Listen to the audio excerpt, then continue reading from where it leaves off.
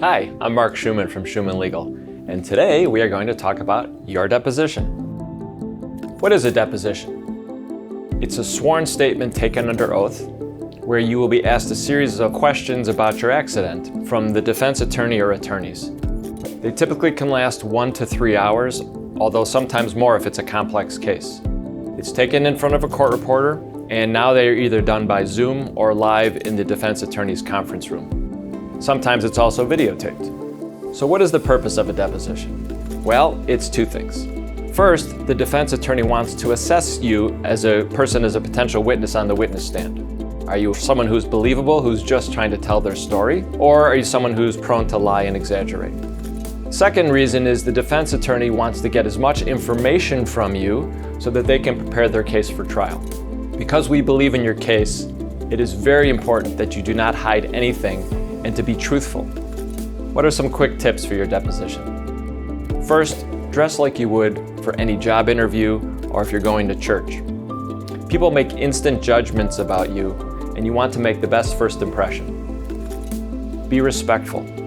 Don't interrupt, and don't argue. Also, don't make any jokes or use sarcasm because it doesn't translate well when it's put down into a written document. Even if asked, don't give any documentation or your ID, wallet, or anything unless your attorney specifically instructs you to do so. So what are some simple rules for success? First, listen very carefully to the question being asked and tell the truth. Even the smallest lie can come back and hurt your credibility. 2, don't answer too quickly. You want to pause before you answer for several reasons. First, you want to make sure that the other attorney finishes their question. You want to give your attorney time to object if necessary. And you want to be able to think for a moment before you answer. Number 3, just answer the question that's asked and stop talking. It's normal to want to explain things, but that's something we want to avoid.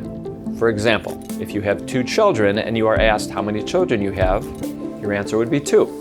Not, I have 2 children, their names are Sam and Matthew, and they are 21 and 23 years old. If the attorney wants the additional information, he'll ask you for it. What are the right kind of answers to give? Yes, no, I don't know, I don't remember, I don't fully understand the question. It's very important. Number 4, if you don't know the answer, don't guess. If you aren't sure of the answer, it's perfectly appropriate to say, I don't know, or I don't remember. You're going to get questions likely about feet, time, and distances in an automobile crash.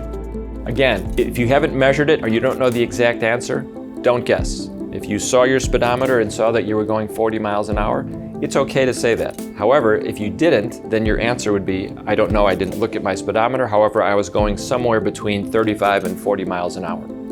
Also, don't feel pressure to pick a choice if you are offered it in a question. For example, if they say, was the weather wet or was it dry, it may have been both, and it's okay to say that. Sometimes your attorney may object, either for strategy reasons or to get something on the record. It's very important. If your attorney objects, stop talking immediately. Your attorney may then instruct you to answer the question, and if so, go ahead and answer.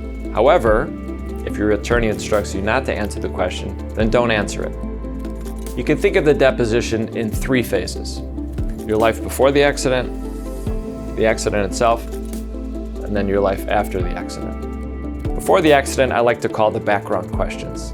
They're going to ask you about your family life, your work history, your educational history. Why do they do that?